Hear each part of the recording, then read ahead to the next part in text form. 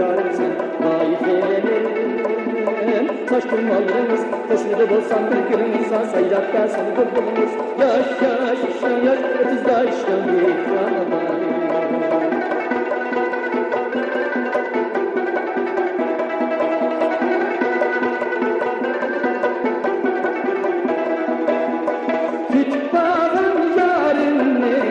Şerefle tutaktın Kitbağın yarını Mehneble tutaktın Beni şiva bir karım ben yarında uçaktım Vay efendim Saç durmalıyız teşrili bulsam bir günümüz saydakta sen buldunuz.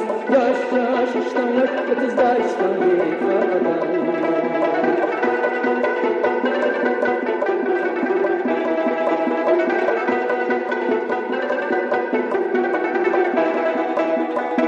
Digende ceplerinde yorulaydı bir kuşlar. Digende ceplerinde yorulaydı bir kuşlar. Yarına şu kara gözün gözünden bir akışlar. Vay fanim saç durmalıyız peşinde bulsam bir günümüz saydakta sen buldunuz.